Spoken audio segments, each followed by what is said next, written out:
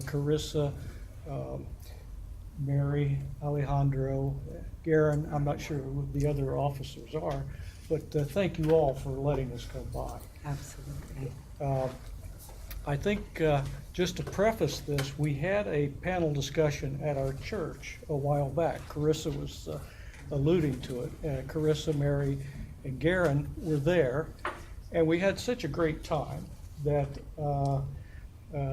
Carissa asked us if we could come back and go over some things again. And so we want to just have a very informal session. And we have a few questions that have been submitted to us, and so we'll start with those. But if you guys have some questions, just pipe up. We want to keep it really informal, and it's just for you. So we hope we have a good time. But I think maybe we should start with introductions. And first, Susan Roth is Hi our there. pastor. Do you have anything you want to say, Susan? I'm Reverend Susan Roth. I am an out lesbian. I was married for 10 years before it was time to say, hey, I like girls. And I have 2 children and 2 grandchildren. And so I was at Stonewall, and that's where it began for me. And I've been out all these years. I've been in a few relationships, 2 of which ended in death, so it wasn't that I was not being monogamous. I was being good and moving on. And so I pastor a church, and our outreach is to the GLBT community, we hope, because we really want to make sure that everybody knows that God loves you. And so our services are, I consider to be a little bit informal. I'm a big talker, we're big laughers, and we tend to have a good time. So that's about me. Okay, my name is Irene, and I was born a lesbian. I have 3 adopted children, absolutely normal. I've worked in the community in medicine, retired, attend the church, and I think it's a place where you all can find a home if that is an interest for you. It's a wonderful congregation of caring, wonderful people. And that's it for me. Yes, my name is Mark Bundy, and I'm also a member of the New Church family. And I'm a recent graduate of theology school. I have my master's degree in theology, and I have 1 child and 3 grandchildren. And so I guess we all share something in common. We all have children. But I know our time is limited, so we'll go ahead and get started. Our first question that we had was regarding what the gay community was like. Can we start with the awareness of homosexuality, kind of get it a little chronological? So was homosexuality something that you guys were aware of growing up? Was it, and if so, was it something openly reviled or kind of that elephant in the room sort of thing? Or was it even something that you might not have even known existed until you were, say, 30 or so? I got it. I was aware of my lifestyle as a very young child, and seeked out people that I got along with well and that I could communicate with about it. My friends, you would hang out as a 9-year-old and talk about the girl next door, not the guy next door. And there was no awareness on TV like we see today. It was very closed and quiet, It was always hush, hush, we're not going to talk about it. So that was it for me. I went to a high school where the graduating class was 400, and I didn't even know what the word lesbian meant. We had one guy who acted a little bit effeminate, and they called him a fag. And so these were 400 kids, and I had no idea what was going on. I did know I was different. I knew when I went away to camp, because I went to Girl Scout camp, and all I wanted to do was to watch the counselors take showers. So I knew that there was something different about me, but I didn't know what it was. And it was very hushed. Well, I was a late bloomer. I didn't come out until I was 30 years old, and it was basically because of all the pressure. I grew up in a small town, and you can imagine how things are in a small town. They're 10 times worse than in the city. At least the city, you can kind of blend in, or you don't stand out. But in a small town where everyone knows everyone else, the pressure is horrendous, absolutely horrendous. And so most people end up living in the closet. And that was the case with me, although I really did not feel like what Irene said at an early age that I was gay. I didn't have those type of feelings. I just didn't.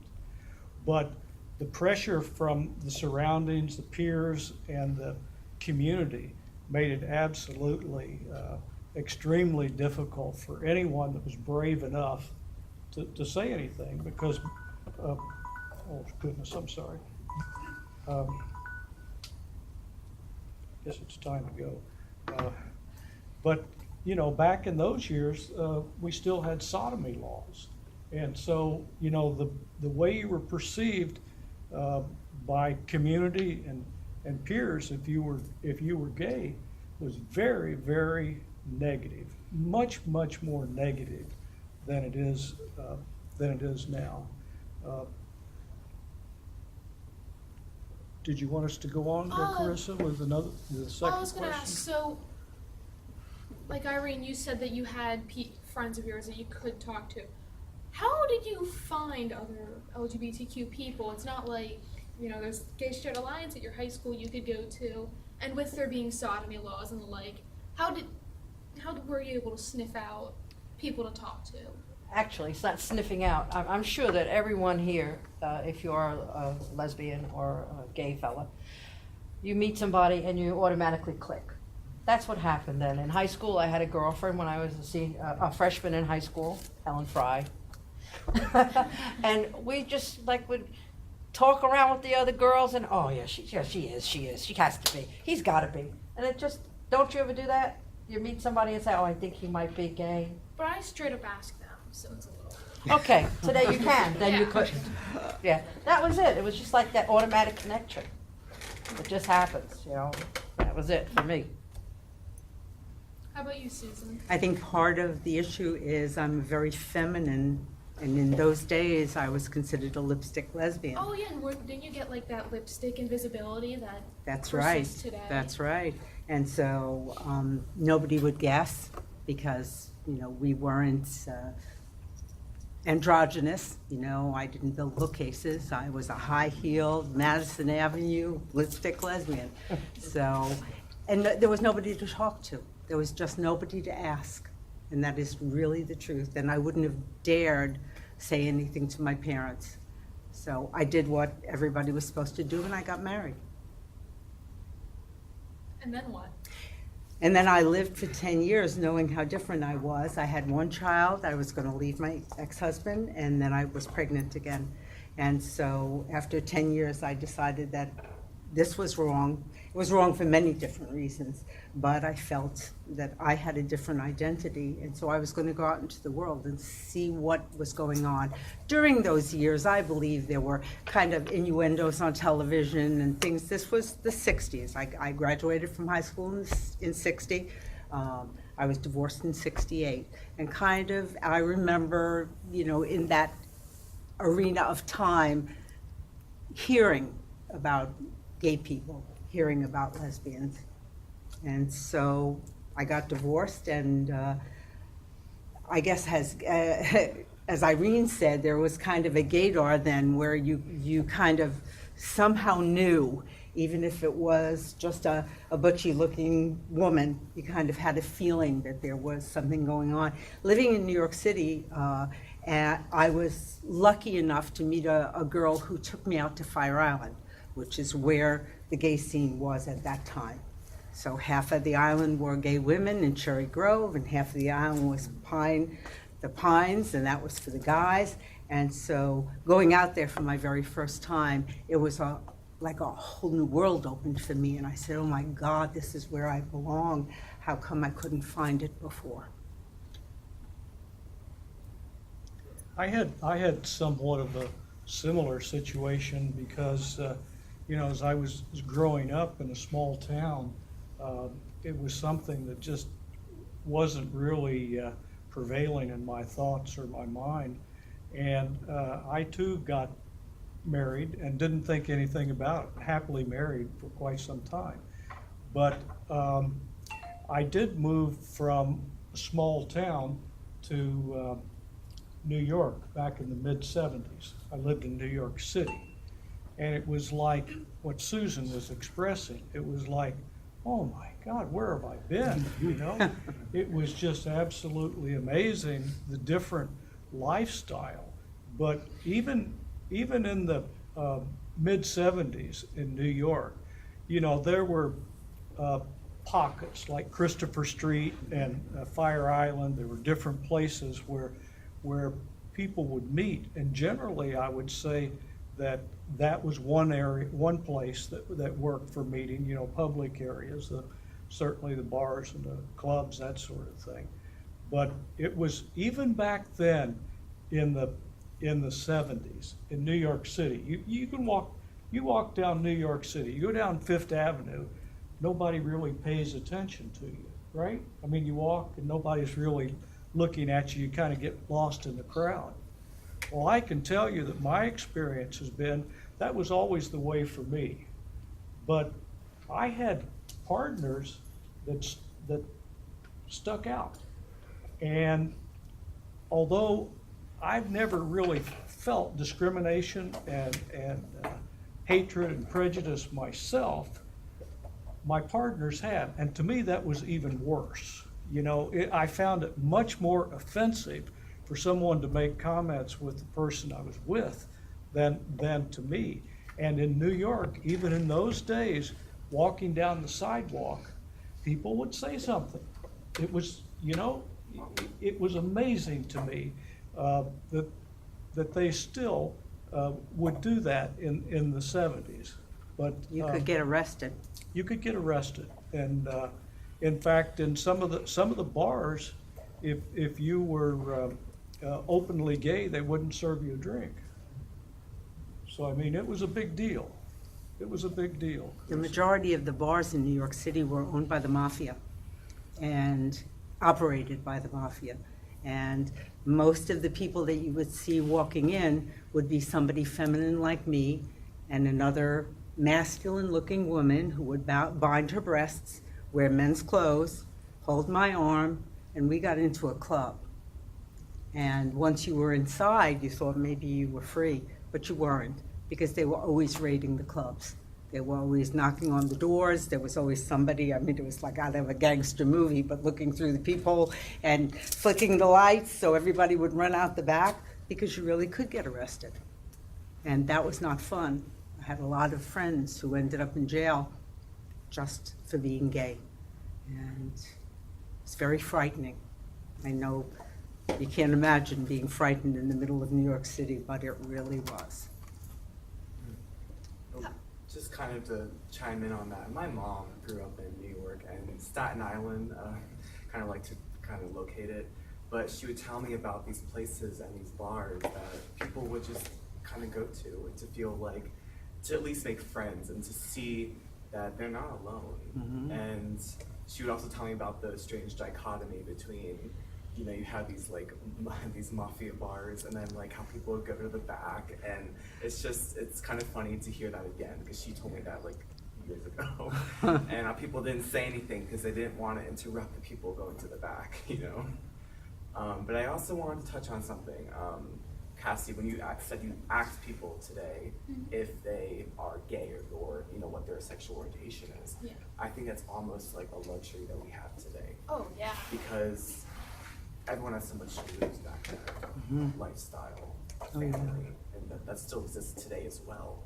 But it was probably X-fold. It was, you know, it was amplified even more. But even if, without asking, you know, I'm very upfront about my being queer, especially not being typical homosexual, you know, kind of bring some visibility to the me's of the world. Because at least if I'm out and proud, if I meet someone and I think they are, 9 out of 10 times they'll lean in and whisper in the closet, but me too. That's why when I went to Norway, I was so pissed off that my cousin Andre didn't come out to me. He's like, oh, here's my partner Mary. And I was waiting and waiting, and he didn't do it. You know what I mean? Yeah. So now we at least have that. I mean, I've heard of things back in the day with like hanky code and whatnot that people had, and Yeah. took a lot more intelligence, I think. That was a big deal, Carissa, that, especially for the guys. Yeah, the hankies in the pocket. The guys, and it depended on what side you wore the hanky Yeah, it's on with the too. right side top and the left side, and the colors. And the That's color right, the would tell colors. what you're into. Mhm. I won't go into that. That's a little kinky. but- There's a guide on Wikipedia for that. They could look it up if they're really curious. But you know what's funny though? That translated into our generation through these things called rubber bracelets that we used to have. And in school, Yeah. do you guys remember? Yeah. If you You popped can the pop the bracelet, that's what you had to bracelet. do with someone. Like if it was a black bracelet, you don't want the black one because that was the all the way to like home run. We would be lost. There were so many colors, and like the pink one would be like how you kiss someone, and it would just. Oh, and if you like bound them together, if you like make the chain. Then you made like a Yeah. formula, I guess. So. Yeah, or that meant you like did more than one stuff at the same time with like multiple people. Listen, I didn't wear Can somebody make us a list? Calm down. What about Gay. the Don't earring look thing? at Is me. that actually too for men? To Claire's and I got a bunch of bracelets. I didn't know they meant stuff until afterwards. I thought that was a lie someone made up. I thought they were cute. But you know what? I didn't know that that existed in like gay culture, aside from like the prison system. I've heard about like the colors in the prison system, but I didn't know that existed in like the club scene too. I didn't know that. Yeah, it was, I think it was more of a man's thing, Okay. but it was Yeah. very definite indication. You saw somebody with a handkerchief out of their right or versus their left pocket, you knew exactly where they were. And if they were red or black or yellow, you can kind of imagine what that might symbolize, and that's what it was. So, I mean, there was no, it was very obvious. It was very obvious, but you could only do that like in open areas, like in New York and Right. places like that. In small communities, you wouldn't dare do anything like that. Just wouldn't, Gary, you just wouldn't dare do it. It was just the repercussions were just Too extreme. unbelievable. In fact, I brought a few brochures that I'll leave if anyone has interest. But it's a brochure that our church put together some time ago. And it's about Stonewall. And it's got a little bit of historical information here. I thought it was pretty good. It just says 40 years ago, after the dust has settled at Stonewall, it still seems incredible that a clumsy police raid on a bar sparked a worldwide movement for gay liberation that still rages on. And Susan was actually. I was actually there with the first woman that I was with. I had just come out and we were walking the village, and in front of us, this drag queen was thrown out of a door, and then it began, and there were police with nightsticks, and they were beating people, they were screaming. I mean, it just began this horrendous riot, and we hid underneath the garbage area there until we could get away. But it was so terrifying, I can't tell you. The fact that they finally stood up for themselves was even more frightening, because the police had guns, and you just never would have imagined what could have happened. So a lot of people ran, but a lot of people stayed because it was the first time that this had ever occurred. And I guess they felt that, okay, it's happened, we're gonna be out, and we're gonna say something. A lot of the drag queens were really very funny. They were making jokes in the street and throwing their high heels around. I mean, in some ways it was comical, in other ways it was just terrifying and frightening. What year was Stonewall? 1969. Was anybody severely injured? Or? There were a lot of people that went to the hospital. I'm not really sure. I didn't follow up in the paper. There wasn't much in the paper, except that there was a riot. But there were a lot of people that were hurt. No, I don't believe anyone was killed. They were just beaten severely, taken to jail, and what goes on after that, I'm sure. It's the same today for a gay guy in a prison as it was then, you know. So very, very frightening. It was on June the 28th, 1969. And there were over 400 people in the club. And when the cops came in, it was just mayhem. I guess they all scattered trying to crawl out windows and get out the front door and so forth. So you can imagine. But there were several that did get arrested and they were all released, but I don't believe anyone was injured. No. But if you guys have an interest in history, we have a few of these here. We can make some more. I'll leave them up here on the front. And also in the back, it's kind of interesting too, because someone put together kind of a history of things that went on in the Daytona area, which I thought was kind of interesting. I haven't lived here always, so I really had no clue, but just to read off a couple dates you might find interesting. Time frame, to see how it kind of folds in with the time frame we're looking at. This period was like in the late 60s. But here, the first date we have for Daytona is like 1983. That should tell you something right there. I would thought it'd been more spontaneous because of the impact that Stonewall had in the community. Yeah, Mountain South, I guess. but the first gay picnic was organized in 1983 in Tomoka State Park. And it goes on with several dates here, but you might find this a little bit of trivia, but I found it interesting. So I'll leave these up here on the counter, and if this isn't enough, we'll make some more. We'll make some more for you. If I could ask something too, I mean, when people talk about just coming out, you know, one of the big things we always talk about is family and how scary it is coming out to family. And we touched a little bit on how illegal it was.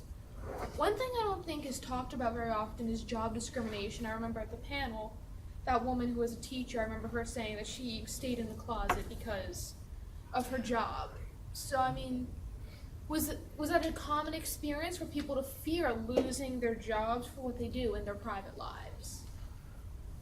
It absolutely was, Carissa. I remember when I was living in New York, and one of my friends called the office, and that became a big deal. I thought I was going to get fired over it, and that was just for some guy calling me in the office. But you know, you can imagine where it went. But I didn't get fired. But there are a lot of people that did get fired for silly little events such as that. That was fairly common. The woman that I was with was an engineer for AT&T, and we had gone to the opera, and we were waiting for our car in one of these car lots, and I was madly in love, and so I looked at her, and she looked at me, and she said, "Don't look at me." And so we had a discussion on the way home, and she said, "Don't ever look at me like that when we're in public. Don't ever touch me. I could lose my job if somebody were to see this." So it was very hard being in public. For me, I worked in medicine, and it's sort of, anything is accepted in medicine. And my part-time thing was musician, and anything was accepted there. I had one situation about discrimination. I went here when I moved to Daytona 40 years ago, applied for a job, and the doctor interviewed me, and he said to the manager, "I don't know if we can hire her. She's overweight." You know, my homosexuality was nothing. He was more worried that I was overweight and I couldn't do the job. So it's because of the field that I was in. I think I was very lucky. I never had a problem. That was. Can I just tell you one other short story? When Reverend B.J. McDaniels and I came down here in 2003 to pastor in the church, it was then Hope MCC, we went out to eat at Carrabba's with two other people of the clergy, and we were laughing, and we had been in the paper. We were on the front page of the news journal saying, "Gay lesbians open church in Daytona Beach." And so we were laughing and having a good time, and out of the corner of my eye, there were two young guys sitting in a booth. One of them got up and walked to me, and he whispered in my ear, "Are you from that church?" And I said, "I am. Let me give you a card. Come and join us." And he said to me, "Oh, no." He said, "That's my partner of 11 years over there. He still lives at home, and I would lose my job, but I just wanted to tell you how proud we are of you." And then he walked away. That's in 2003. That's not so long ago.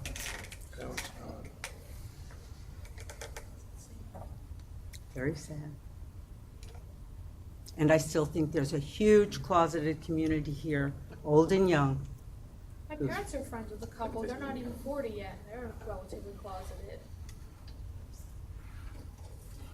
And then they said to my parents, "Oh, your kids, Chris and Mary, they're out." My mom's like, "Yeah." And they're like, "That's so crazy. That's so brave." And my mom's like, "Realize it's 2013, guys." Carissa, you know, one thing that I think is always of interest is how your children treat you because of finding out I that didn't want to ask, that but you're that's gay, really... but I kind of got you were kind of going there. I don't mind talking about it. I have one daughter and 3 grandchildren, and they all know I'm gay and have known my grandchildren know it all their lives.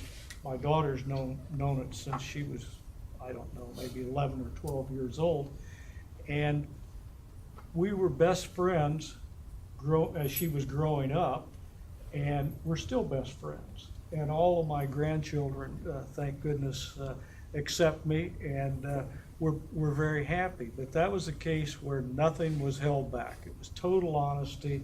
And if the kids had any sort of question, they got a straightforward answer. And I think that that's a good policy, you know, to be, as long as you're open and honest and be yourself, you have a right to be yourself.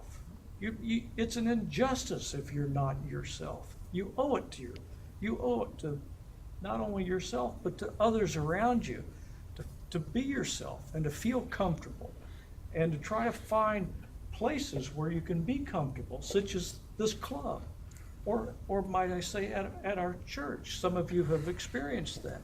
There's no stigma, and that's the way it should be. But unfortunately, when you step out from the doors and you get out on the street, there's a lot of ugliness there, and we just have to deal with it.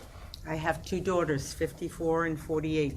Both of them have not spoken to me. I have grandchildren who go to Catholic school whose father decided that because their grandmother was a lesbian, that they should have no contact with me. So that still happens today. They live in Fort Lauderdale. These are educated people who are homophobic. Well, I have to say a few things just because I'm the child of a lesbian mom, and growing up, she never said what she was because I didn't ask. It was just what it was. I felt comfortable living at home, and it wasn't until I kind of got immersed in school and I figured out, oh, what's a fag? Like, I didn't know what that was. And when I found out, I was like, well, why do people hate me for that? Because I wasn't exposed to what culture had to say about it, or at least I wasn't in tune. Maybe I was disillusioned in a sense because I went to Catholic school as well. So that I did, but I don't know what it's like for my family to not speak to me because of it. And it kind of hurts me to know that just because of that one facet of someone's life, that you could, in essence, be out of their lives, multiple people's lives in your family, and your friends. Like, it takes so much out of life. So I just want to say, Susan, I think Thank you're you. super strong. Thank you. It's very painful for me. I have 2 grandchildren that I haven't seen in 10 years. They're 13 and 11. When they get older, they get on Facebook. Hopefully, they're not First allowed they- on Facebook now. They're They're very 13 and rigid. 11. They're not going to be able to keep the kids away from Facebook forever. First thing I do, oh, here I have a lesbian grandma. Yeah, I'm sure. I hope. I You don't hope that would already be have a wonderful. Facebook and just don't tell them. but- Yeah, that's Be true. real. Yeah. I have a Let's be strange serious here. family members, not for homophobia, but I have 3 little cousins that we're not able to have contact with. And I just kind of go, they're in middle school now. There's only a couple more years until their mommy can't keep them from, because then you have computers in the school and stuff. Right. And who hasn't checked Facebook on a high school computer? We've all done it. So There's ways to I use haven't. firewalls. exactly. So thank God for the internet. What do you say? Proxy server. I did want to ask, what exactly was the gay community like, especially before the gay rights movement started? If there's any memory of that, because now there's a lot. We've talked about this at the panel. There's a lot of idea of this big kumbaya, one big gay community, which I don't really think is true. You know, you have segments. You have the gay community, the lesbian community, even by color, the communities are divided, and then for bisexuals and transsexuals, the kink community, blah blah blah blah blah. What was it like, based on your experience and your firsthand knowledge? Was it similar to that, or were the gay and lesbian communities always together? One of my mother's friends, who's like 50 or so, she lived in San Francisco.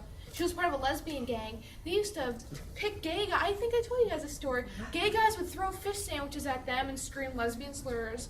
And then when they caught the gay guys walking down the street, they'd pull them to alleyways, beat the crap out of them, and take their leather jackets. They weren't, and from her perspective, it wasn't until the AIDS crisis that gays and lesbians got along, but it might have been different on the West Coast. They're a little weird. Yeah. I guess it was kind of, if you were open to it. I had a lot of gay men friends. You know, we did a lot of socializing, and there was a lot of togetherness there. But remember, like I said, I was more of a domesticated lesbian, if you would. We liked dinner parties, so the guys were very social. But my sisters, who liked to build bookcases and were very macho, you know, they were unique in what they were anti-men and had their own kind of little clique. So I think it wasn't as uniform for like 10 or 15 years. It was kind of more segregated. Yeah, for me, it was probably the same. I hung out in Greenwich Village with a lot of lesbians, musicians, and we went to the women's clubs. They call them clubs. They didn't call them bars. It was a club, but you knew it was gay in Greenwich Village. The guys had their own place, but they were still equally kind and caring to each other.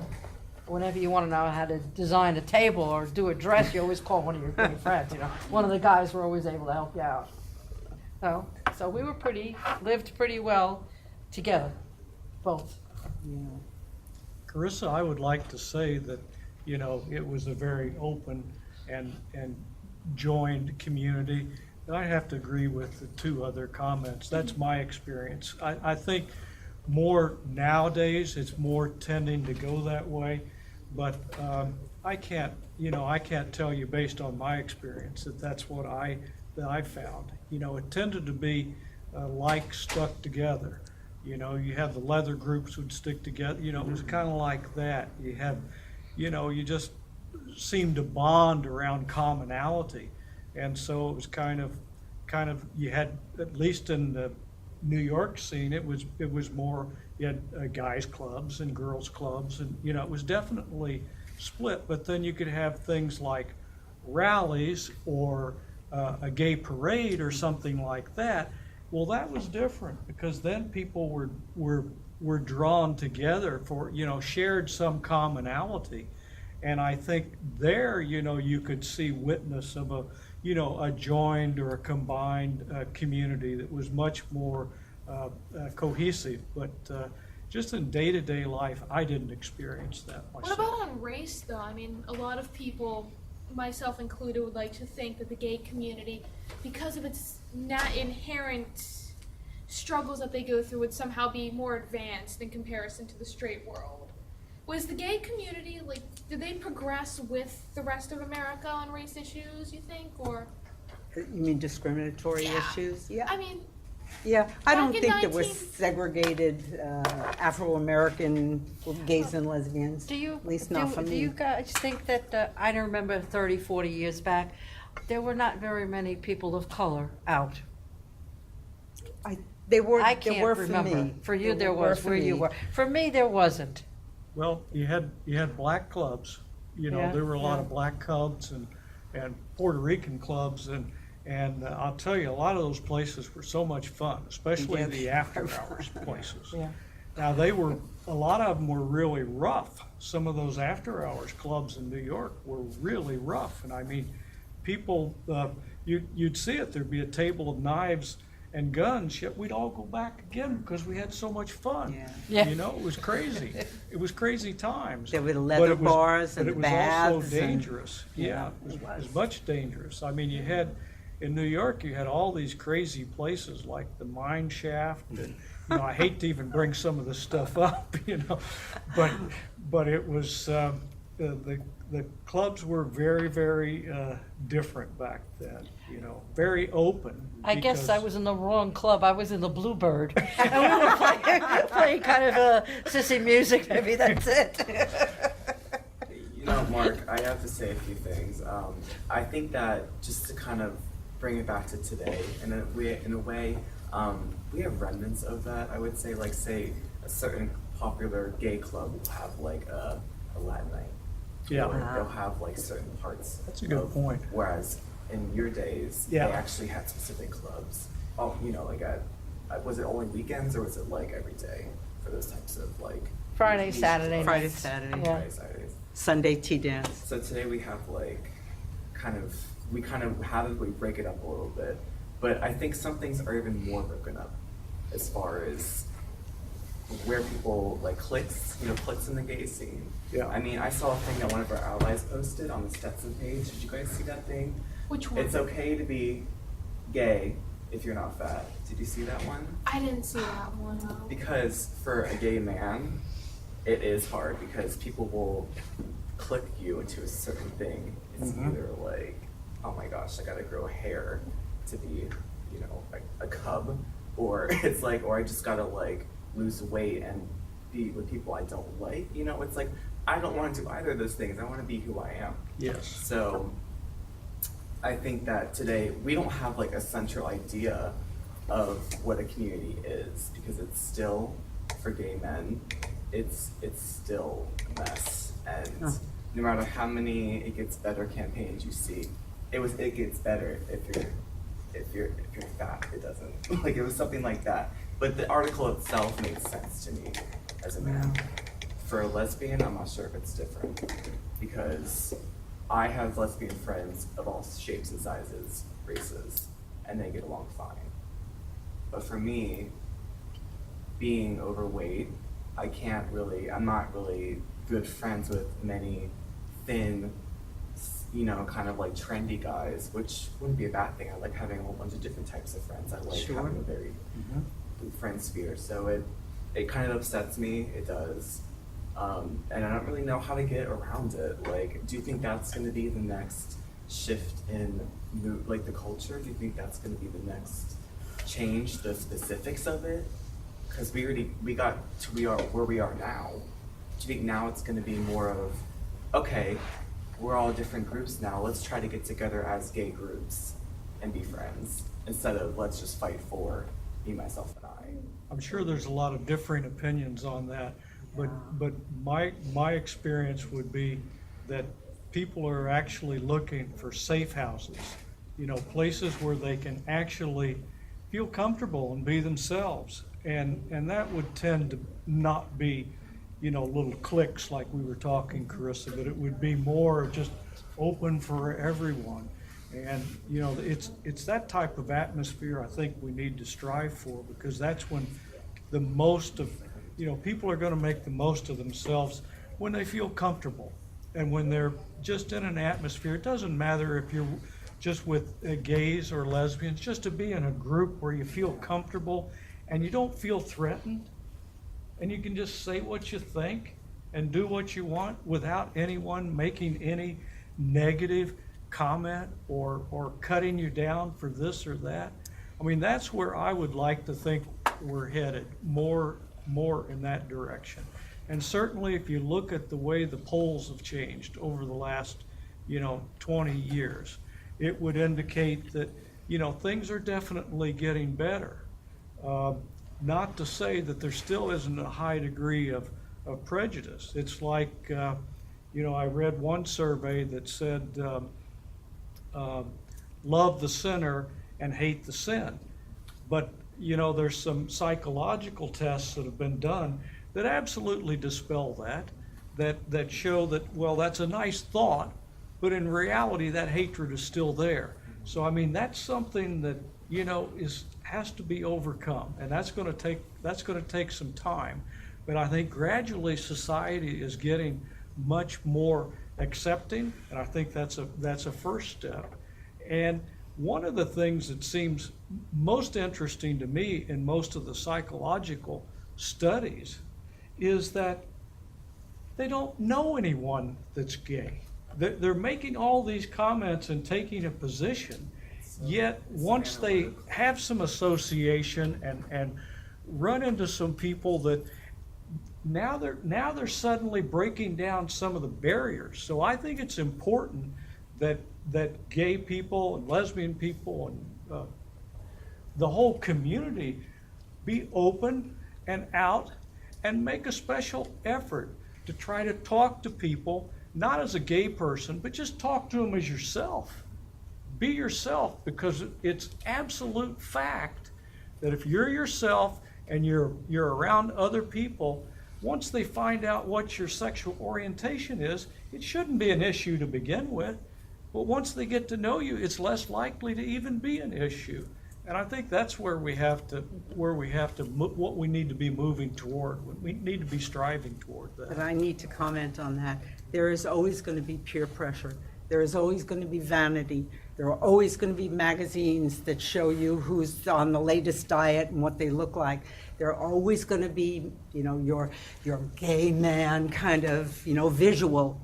And so, that's what we need to overcome, is that whole arena of girls throwing up and everything that entails, where you have to be beautiful, you have to be young, all the have-to-be's.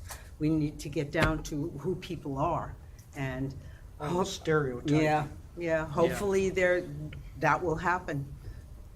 Not sure. It's very hard for the young people, hard for the gay people, hard for all people. I think one of the wonderful things that's going to be happening is we're going to have a place to go to on a Friday night at the church.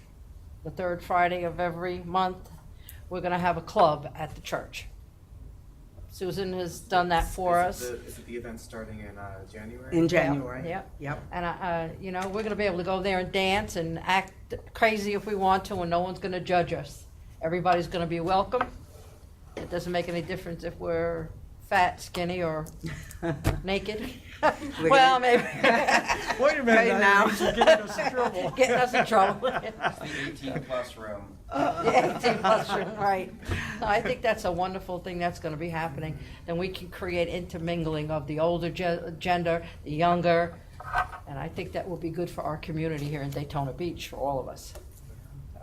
Because the more you question, the more you learn. The more we can question you, the more educated we become, to help you in all the areas that you're struggling with. Well, I feel like for everything you guys teach me, like, if I teach you anything, you teach me that, like, so much more. Like, it's like, Thank what you. can I possibly say, like, when it comes from you guys, That's very Thank nice. you. Thank you.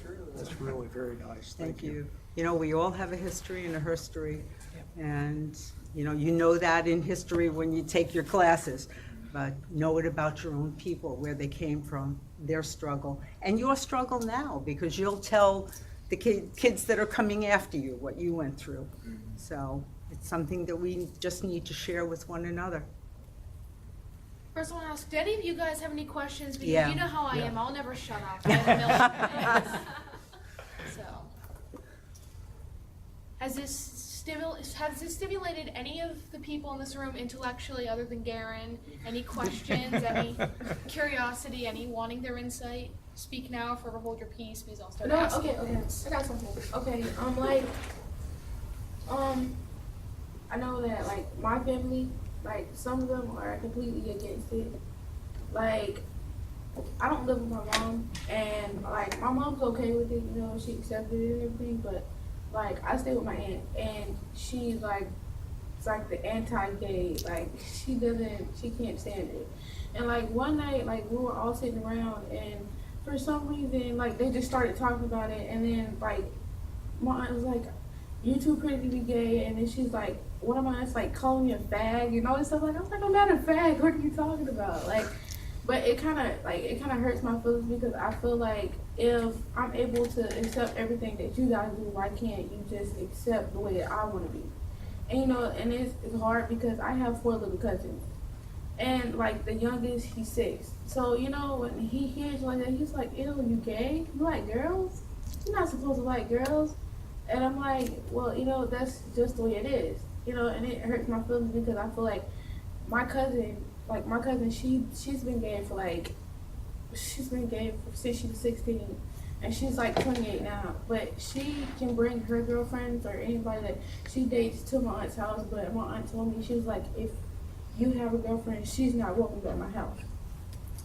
So it's like, it's hard, you know, and like, it's not really anybody that I can like sit down and talk to. So it's just like, I don't know what to do. It's like really hard. Well, we're to here, deal with. and you can talk to us. Absolutely. I've talked to more mothers and fathers than you can imagine. And people live in 2 ways, love or fear. Yeah. And it's your aunt's fear. Mm-hmm. That reminds me of what happened with me and my mother. You know, my mother, she's fine for everybody else, but I'm not allowed to be. Neither are my 2 daughters. It's like forbidden. It's like, yeah, whatever. You know, it's like, too bad.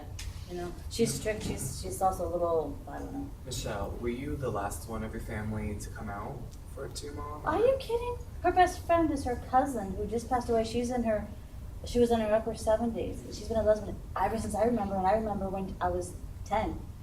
And so my mother has no problem with anybody else. She just doesn't want anybody related. Her children.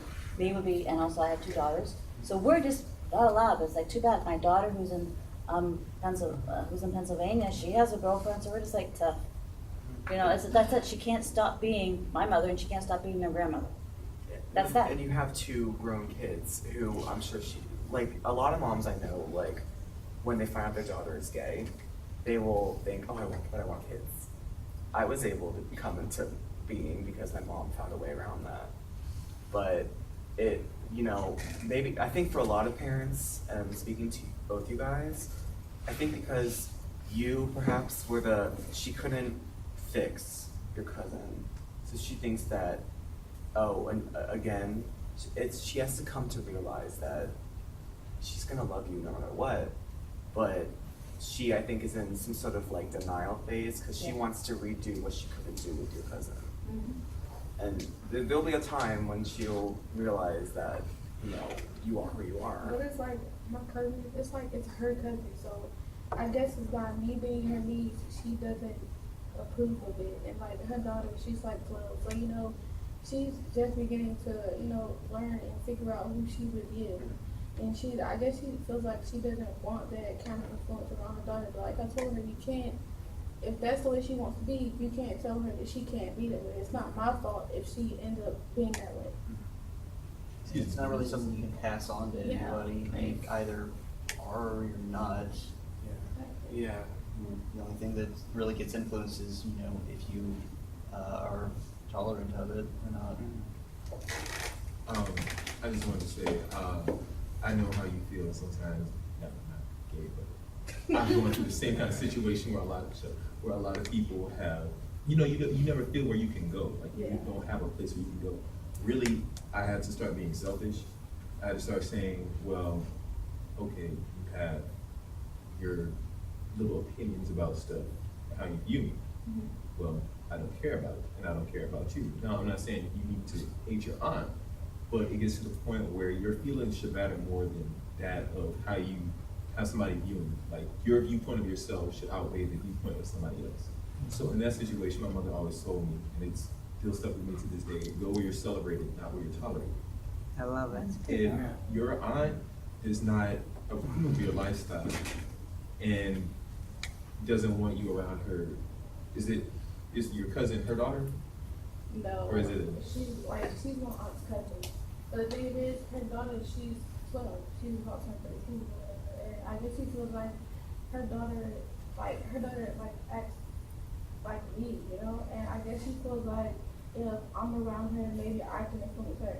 Because my cousin is 15, Ziggy, like, she came around and, like, she started liking my best friend. And everybody feels like it's my fault because I hang around those people, but I hang around people that I'm comfortable with. And I guess they feel like it's my fault because my cousin started dating my best friend. And it's like her mother doesn't know. I think she, like, has a feeling, but her mother doesn't know. But everybody else knows but her mother. And I guess everybody feel like it's my fault because she started hanging around me, so they feel like it rubbed off with me. I'm like, how can I rub off with somebody else? You need to really either let her know that what you're doing, if it's influencing her in any way, which most likely it's not, you need to let her know. Most of the time, like, I joined GSA because I had a lot of stereotypes about gay people, and I was like, I don't really want to go. You can ask Dan and Erica. I didn't really want to come. But then when I get here, I'm still being educated to this day. Like, there's a lot of stuff I'm learning. And because of that, that dispelled a lot of the rumors, a lot of the myths that I had.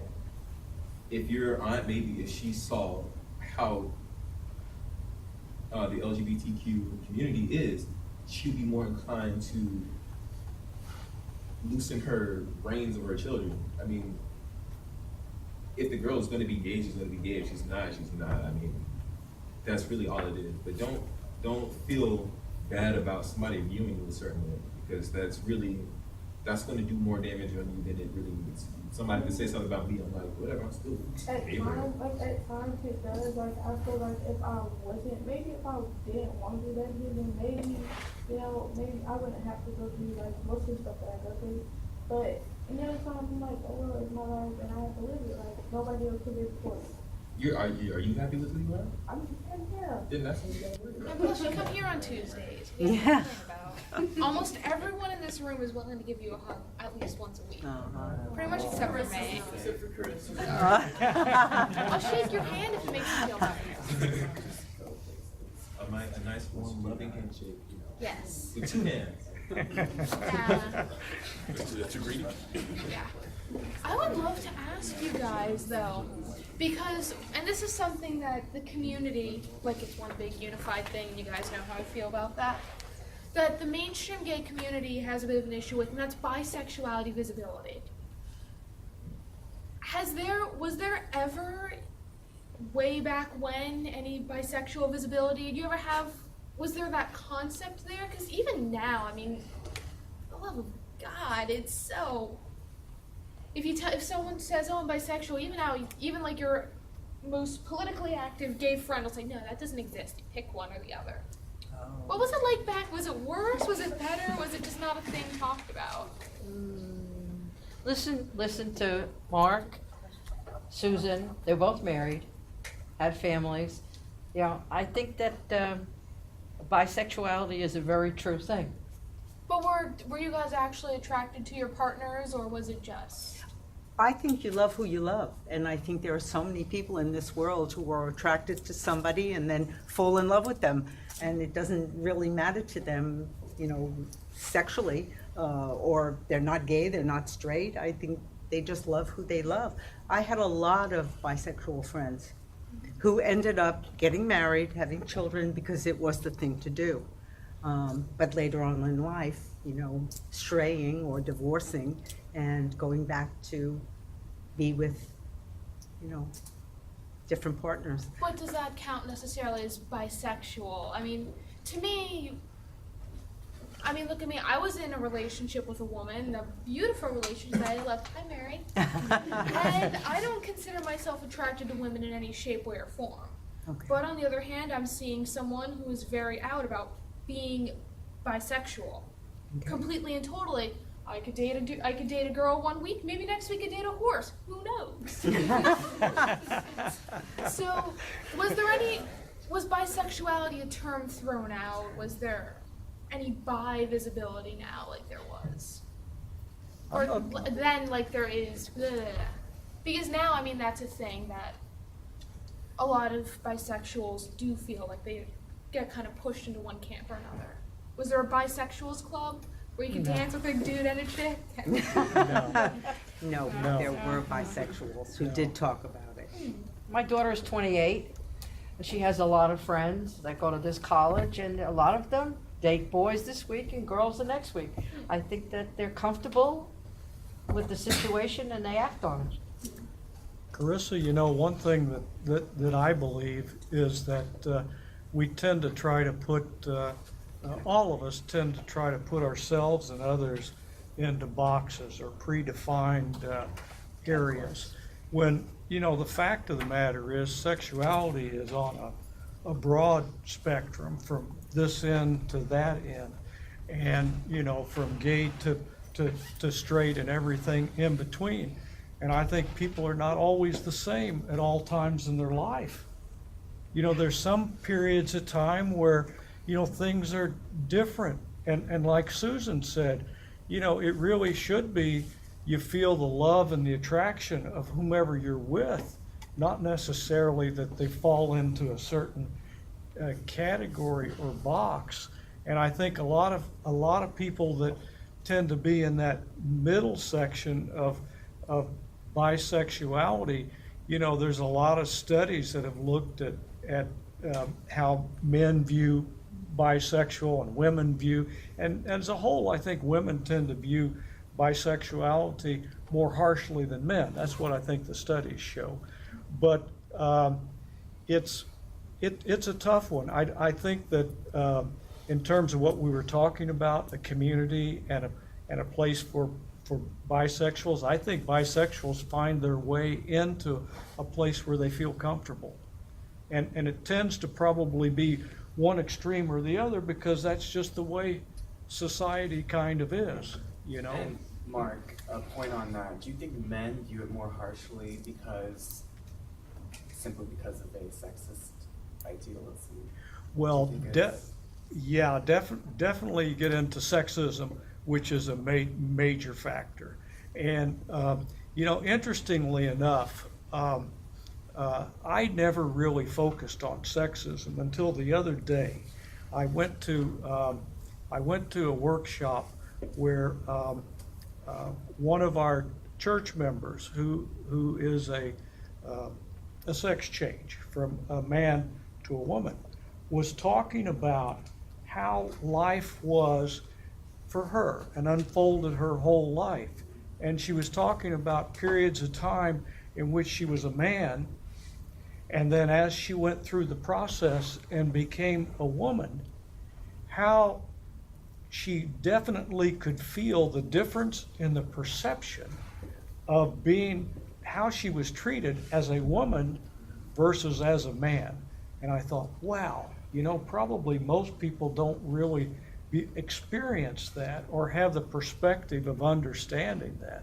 But oh yes, that is a very real, and everyone I'm sure I'm not speaking here that people don't know this. It's very, very common. Women are second-class citizens. They have been since years gone by. And you know, the fact that just recently the Lilly Ledbetter Act was passed so that women get equal pay is absolutely disgusting in today's times, and we're still dealing over such things as treating people differently because of their sexuality. But I just have a question for all of you. Do any of you know what morphodites are? I was hoping that would be the topic. Okay. Hermaphrodite? Yeah. Hermaphrodites, morphodites. Oh, okay. Yeah. Nowadays, at least in the younger circle, because LGBTQ community, the intersex community has been, usually people say LGBTQI. So it's kind of funny, which with the terminology, I'm sure people in your age group probably say hermaphrodite. if someone in this room, one of the club members, ever said the word hermaphrodite to me, I would gasp, and then I would probably yell at them. But just like if when Ethan mentions his lover to me, I get a shiver at my spine. And I don't ever really use that term. I was just using it. You so I used didn't it know once in a I sentence. didn't know how else to describe him. Cry. Okay, chill. But the language is really kind of funny how different it is. Like, do you guys use the term intersex, or do you say hermaphrodite or multidite? Hermaphrodite, morphodite. Me personally, I heard hermaphrodites. I've never really heard intersex. I've, like, the national, whatever, pretty much all the advocacy groups and support groups I've seen, because it's getting to be a thing on the internet, they all refer to themselves as intersex.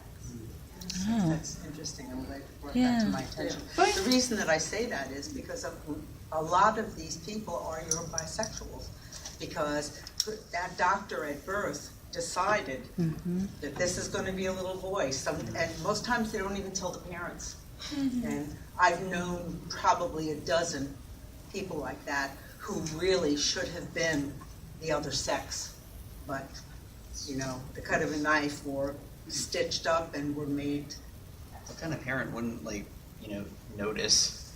Jeez. They do really well. And First time parent. Or even then, a lot of parents just feel like, oh, my beautiful little daughter has an enlarged clitoris. Oh God, she's gonna have sex with what, on average, maybe 4 people in her life? This is gonna be like traumatic for her. Let's just chop it off. And have you guys read Middlesex by Jeffrey Eugenides? I don't know how to last name. No, but I do love that author. Eugenides. It was an amazing Yeah. book. I mean, it's a family saga more like, because it goes through 3 fucking generations of this family. But obviously the narrator, Cal, is intersex, born Calliope. Her genitals, I guess, were, I forget what it, have you read the book, Maggie? It's been a while, but I mean, the issue has, for many years, historically, when babies are born with ambiguous genitalia, a lot of times the difference isn't obvious from the external genitalia. What happens is that there might be a slight difference, but then you get an x-ray or something like that and you understand that whatever that child's sexual or gender identity is going to be, it's not going to match his or her sexual capacity organically. And so there was this assumption in medicine that they had to match. And so, and it was looked at as a disorder, and something that had to be resolved immediately, because you have to know whether to take that baby home from the hospital in a pink blanket or a blue blanket. And everything else gets determined from there. So there has been an enormous change in the medical community in terms of how they see intersex people, and there has been this movement to delay the decision making. And part of that actually has been driven by the success of the gay rights movement, because all of a sudden we have this idea of sexuality and gender identity as being 2 different things, and that they don't always have to match, and they don't always match in adults. And so there's been this idea that one's gender identity should be self-determined, which has driven some of the more recent, with a host of psychological studies on the issue. But, parents, I think parents in general, apropos of our earlier conversation, have a hard time dealing with their children's sexuality, no matter what it is. It weirds us out as parents, because we still, no matter how tall you are, and that's got to be at least 6 feet, right? 6'3". Your mom is still going like this and going, look at his chubby little cheeks. Look at those little dimples in his knees. And there is a point, as I do, where she sees you sleeping on the couch and is deeply shocked that you're not still this big. And so when sexuality comes into the conversation, whether it's about an adult child's sexuality or about a baby's sexuality, it's really tough for parents because I think they want, what we all want for our children is the happiest possible life. Yes. Yes. We want them to be okay.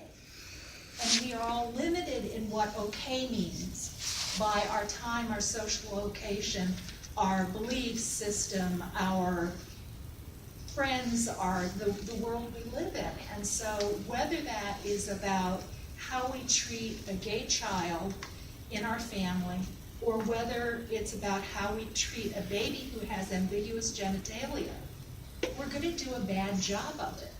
Which is why it's so important to have a supportive community around those parents. Because I just want to tell you as a mom, I cannot make a rational decision about my child when people are going, no, no, no. I mean, I can't decide whether to get his tonsils taken out. You know, and so I think all those emotional levels, when we're having these discussions about sexuality, all those emotional things are going on around parents. It's just who we are. And then to try to deal with questions about how your child is hardwired or soft-wired or something in between becomes very, very difficult. So this is a part of being an old lady. You know, I don't think that it's a purposeful, let me see how I can get my child to conform to this cookie cutter role.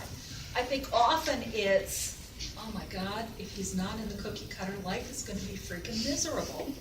And what I want is for my child not to be miserable.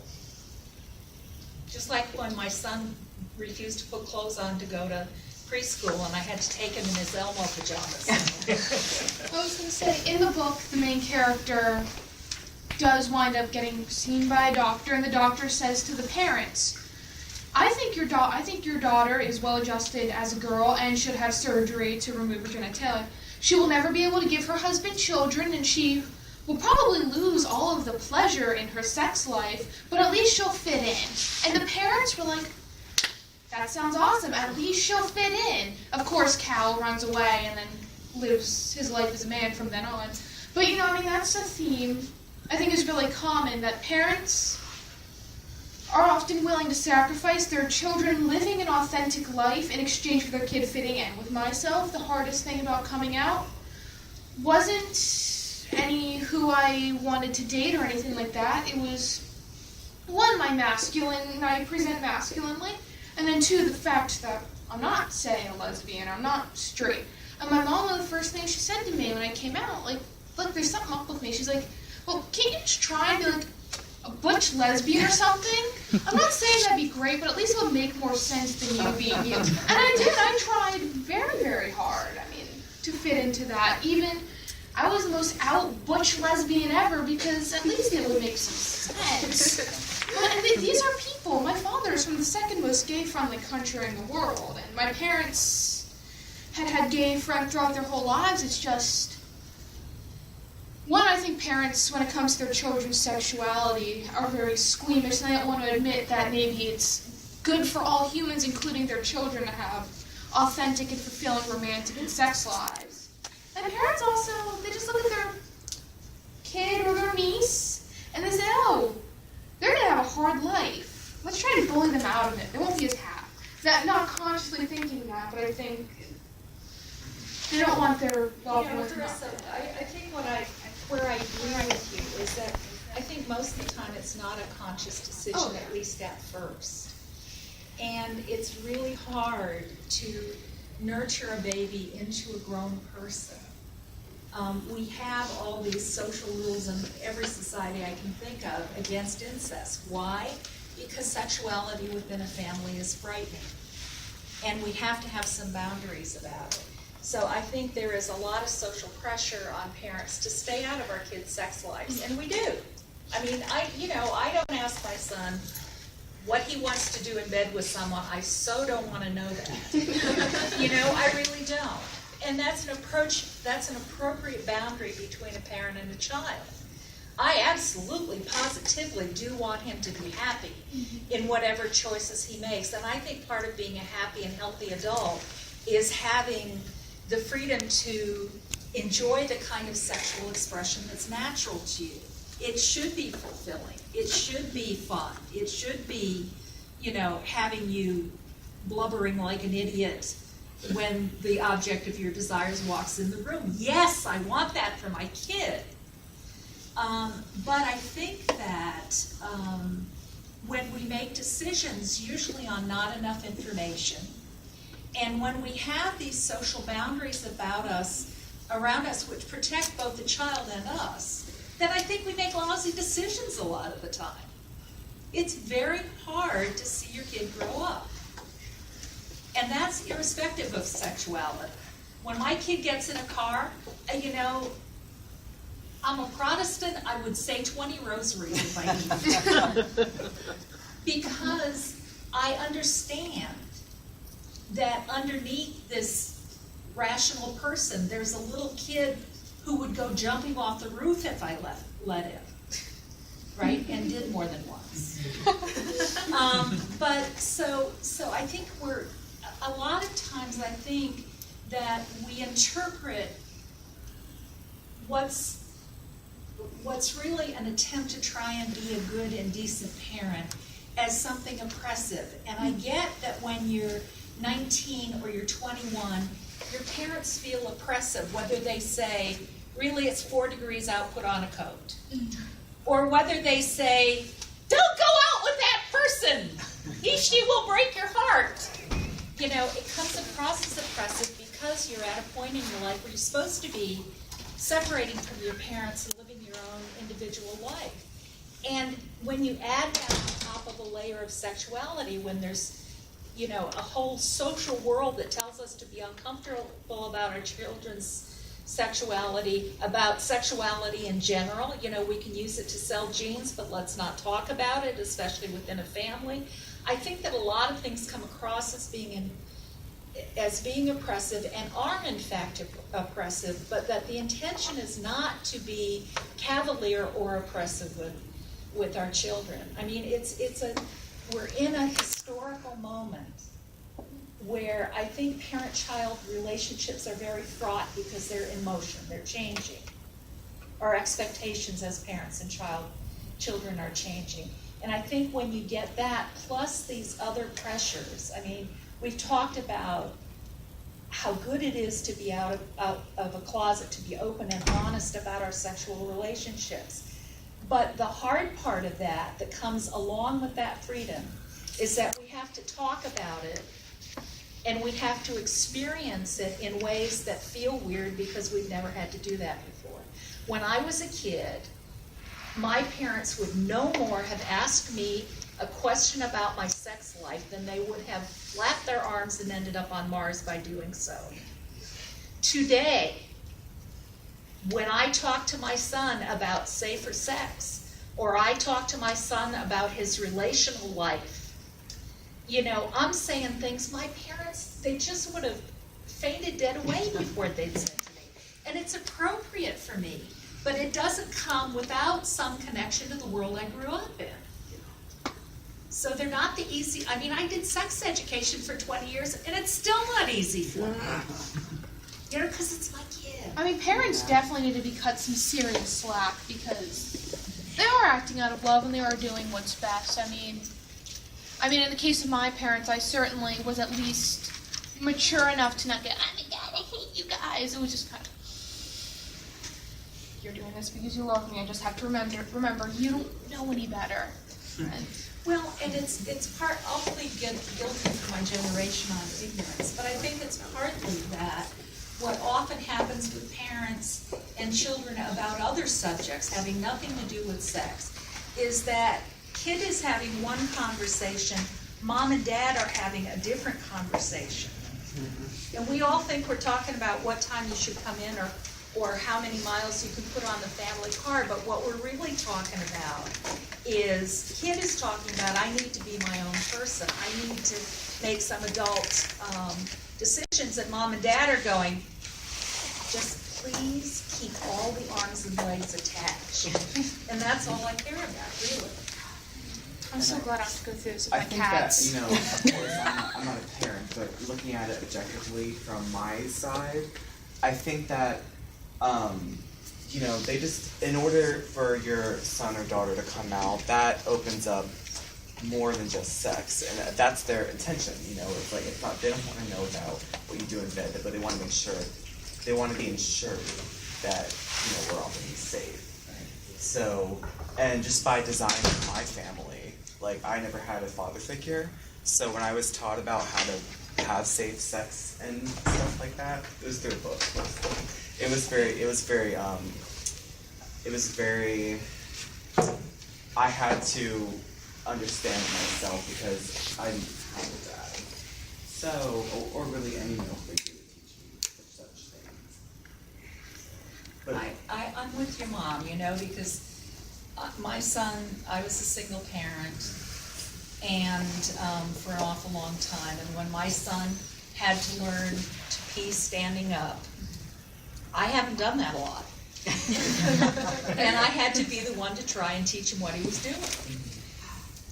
You know, so there are lots of moments like that that I think parents encounter. And I think whenever you add an overlay of sex to it, then we all lose our minds.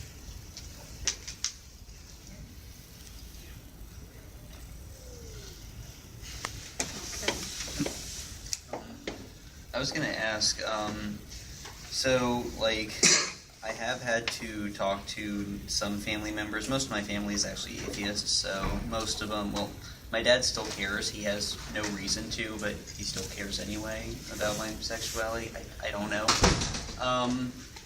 But my grandmother is a Jehovah's Witness, and I have a very hard time trying to talk to her about this kind of thing, because, you know, she obviously wants to, you know, deny it and everything like that, or of course, you know, be really, like, you know, sickeningly sweet about stuff, you know what I mean?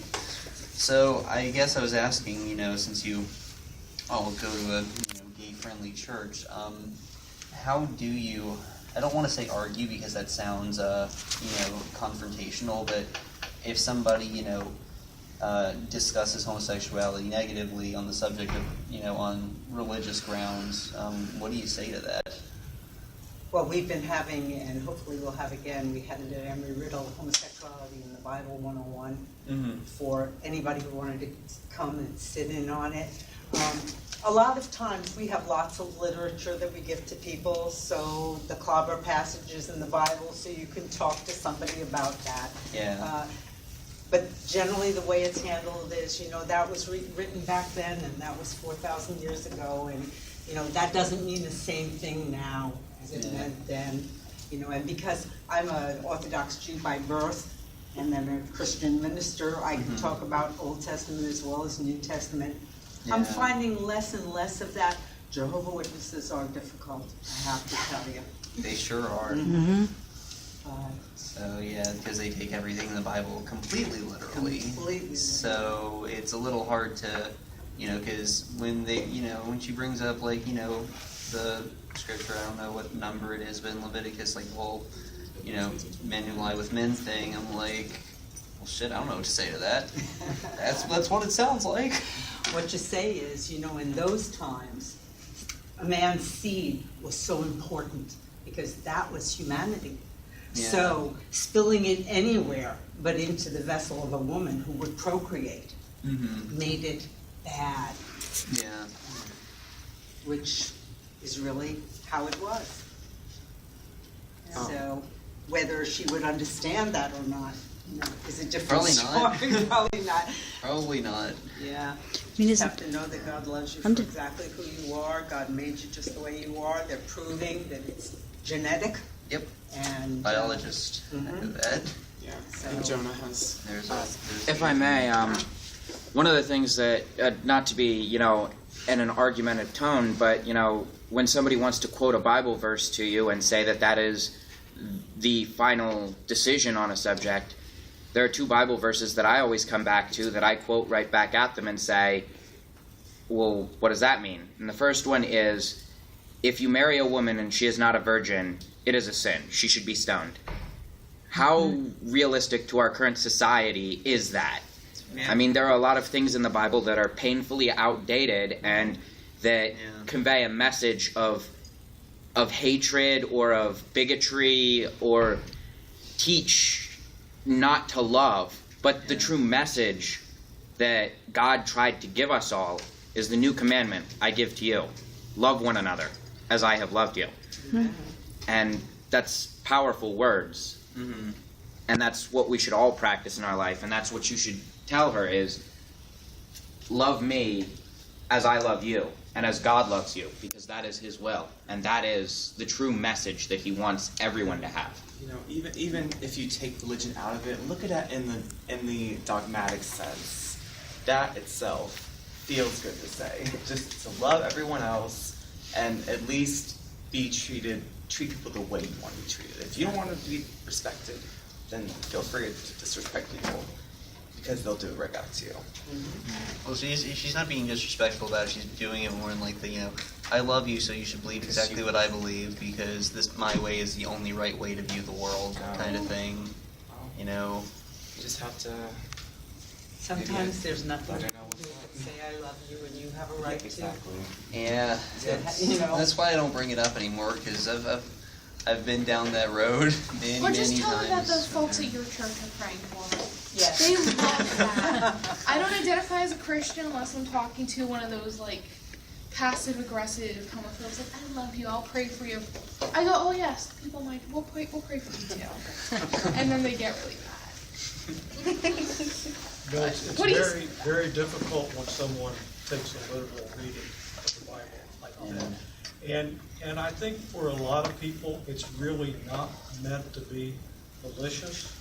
It's just that they don't have the experience or the background to read it in the proper context and to be able to express it in terms that really was written many years ago, as Susan said. To be able to put it in today's terms takes a lot of experience and understanding of reading those passages. So we just have to, you know, like he was saying, anything that's not based on basic Christian principles of love and forgiveness and mercy and grace, if something falls out of line with those, it's not biblical.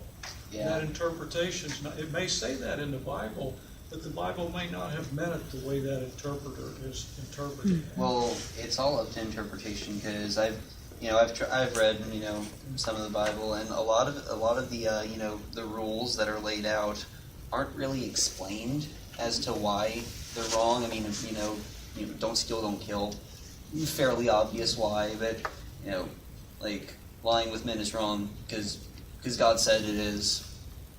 You can't really it's all up to interpretation.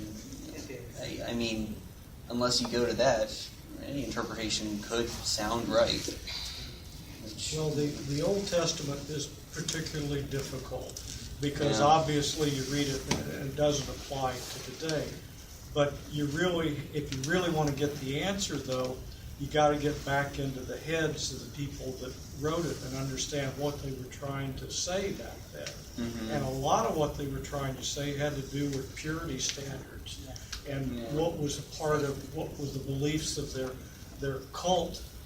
And they had religion that was based on a purification, on a ritual purification where they made sacrifices, atonements, and that's how they got rid of sin.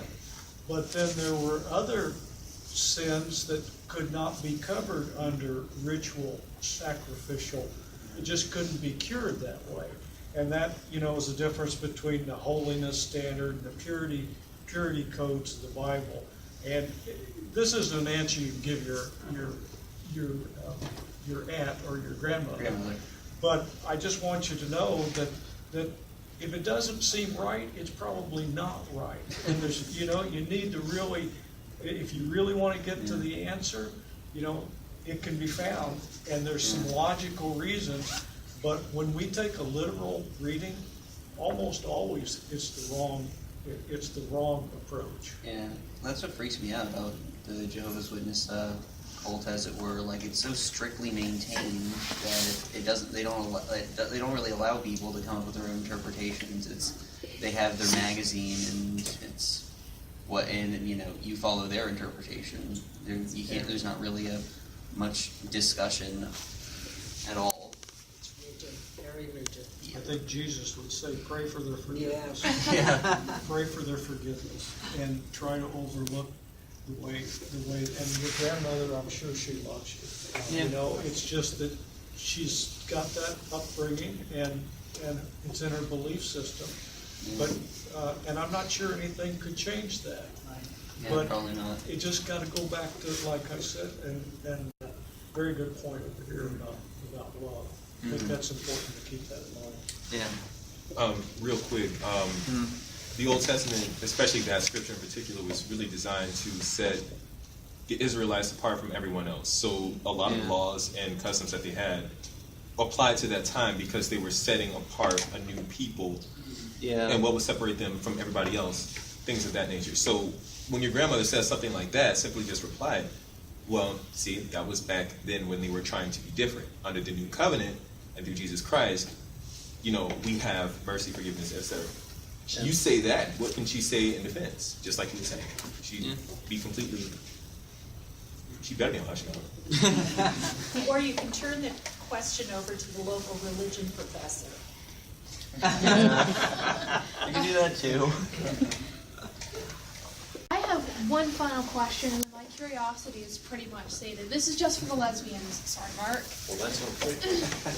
I have a subscription to Curve magazine, #1 lesbian magazine in the country. My subscription ended. Mary, you know what I want for my birthday? Although I think you use it more. But one thing that I've noticed in a lot of lesbian media, because despite not being a lesbian, the lesbian community is just one of the most fascinating places to frolic.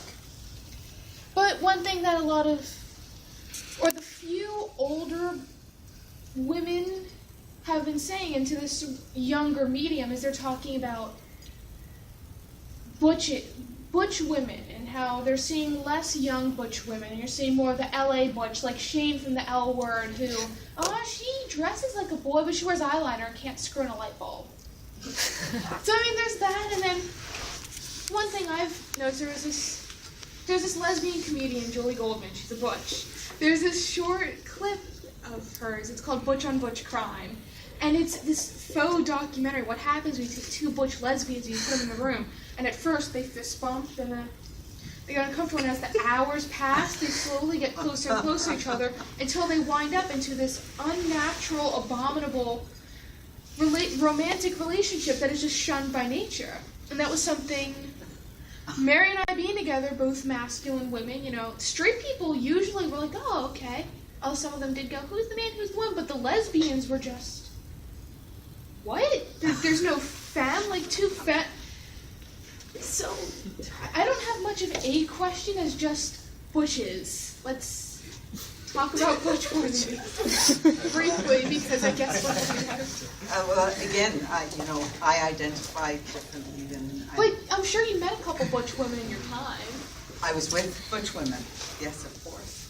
And so you're not asking me a question. Well, I guess I am. One, are you seeing less young butch women than you did back in the day? Yes, I think there's less of a need for identity. There's less, that's what it meant back then, was identity. I am a butch, therefore I am not necessarily the more aggressive, but I am your male counterpart, if you would. It's a tough one. Whoever is more aggressive in the bedroom usually is the butch woman. I have found I've only dated femme women, lipstick lesbians. You never saw this Butch and Butch Crime out in the wild? I think I participated in it. I think that one is more prominent in leading the relationship. I take more responsibility in cutting the lawn than Deb does in the kitchen. She's the kitchen, I'm in the lawn. So. And ironically, sometimes the lesbian, the more feminine lesbian, is the more aggressive of the two. Because to me, and I come from the belief that homophobia is ultimately only a symptom of sexism. So when Mark said he hadn't thought of sexism, because to me, homophobia isn't its own separate thing. You do not have homophobia without sexism. And there's this thing called heteronormativity, the idea that heterosexuality is the norm. And you see that a lot in the queer community, and the butch-femme dynamic exemplifies that to me. You know, that it is getting relatively common now to see two lipstick women together. Mm-hmm. But the butch-femme, or I guess the femme and soft butch, like Ellen, Yeah, your chapstick lesbian, that kind of dynamic is still there. But then you don't see a lot of you don't see a lot of Julie Goldman couples running out together. Two big, burly rugby dykes. And to me it always seemed like it, intentional or not, was mimicking that power dynamic. You know, in a heterosexual relationship, the man fucks the woman. You know, the subject, verb, object. That's kind of how it. And in the gay male community, you see that, but I don't think quite as strict. But I was wondering if it was always like that, or. And I was actually gonna maybe expound on that. You don't see many male couples who one is feminine, one's masculine, and I find that maybe that does, in some sort of obscure like maze, go back to the sexism topic. Yeah. It's probably also because of the simple laws of attraction in the male community. I feel like a lot of times, you know, as a femme male, I personally don't, you know, kind of go for the muscle Adonis type, but at the same time there are people who do. And I think that masculinity and femininity, at times people will relate that back to the principle of yin-yang, Chinese symbolism, balancing kind of like the harmonies of the two. But I think if you always think of it that way, you could be limiting yourself too, to seeing what you really want. And for me, I will say, like in conclusion, that the male kind of like synergies between a male couple is usually going to be a person that's like you. I have met a couple of on support groups. There is a thing on the internet, small niche of like 7 different lesbians all over the planet that call themselves butch fags or fag dykes, and they're butches and they're like butch women. But you know, at least in the gay male community, I have seen big, scary, burly men with big, scary, burly. What's that look, Jordan? What? No. Please, no.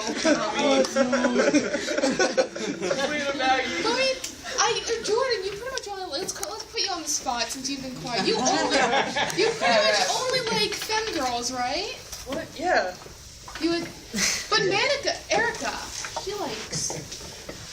But Erica, she's also another big scary rugby player. Like Mary, I call Mary bisexual because she likes butch girls and fun girls. And there's a couple of you out there. Just a couple, yeah.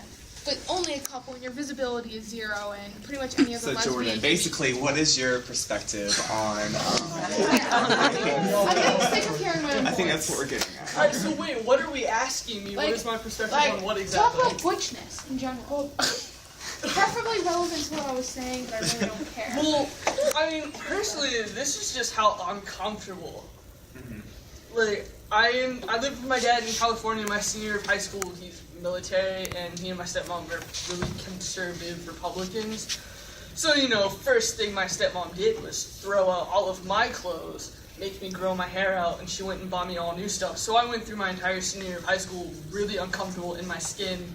I was also the only out person at my high school. The only one, and there was like 110 kids in my graduating senior class. There's 500 people total at the school itself. So, I mean, there's that. But I mean, I don't know. I kind of just float around and do my own thing. I think it's either like you are attracted to a feminine energy or you're attracted to a masculine energy. It's like you can apply it to anyone, you know. Yeah, it's I mean, like, you can apply it to anyone, but then there's also that fluidity of, you know, you just end up, you have that connection with it, so you have that connection. I don't think it should matter. And I think the energy itself, it doesn't matter the vessel, as in like, you know, perhaps a feminine energy can exist in both a male and a female. Yeah. But I feel like at least the fact that you do like, you know, dating lipstick girls kind of like goes with the fact that it kind of like, it just makes sense to you. I think that it's, I mean, it's not, I don't think people are like, attracted to. mhm. I mean, I'm more masculine in some areas, but they could be more masculine in other areas. That's True. cool. It's whatever. True. But I like them shorter than I am, so I can tuck them under my chin and protect them. That's just what it is. Oh my gosh, it's sweet. Yes. Wow. I think that was the stare earlier. Oh, yeah, just Maggie probably has dogs and a life. Don't you have like a life outside of school? I hear some teachers do. I'm not sure if it's true. A what? Life. Not wife, life. Life. Well, I mean, that would explain why I've seen you outside of school before. I guess you Well, exist. because we live 3 blocks away from each We other. do, don't That we? neighborhood is a maze. I don't know how you live in that neighborhood. Get What lost, neighborhood like, do you live it's in? not even. In the little development that's exactly one street and 8 houses, Falcon Crest, no, not next to Falcon Crest, Summerfield. Oh, that's not a maze. You live in the maze. You're stuck in the maze. My neighborhood's not a okay? maze. I'm gonna beat you up when this is all done. Take my earrings out, get the claws Take out. my bracelet off. Please, though, let me tell you that I'll leave out some of my cards. Any questions, or anybody else that you know that has any questions, it doesn't have to be religious. I mean, we have many years of history, and we're very open about discussing anything you want to discuss. And thank you very much. Thank you. Huh?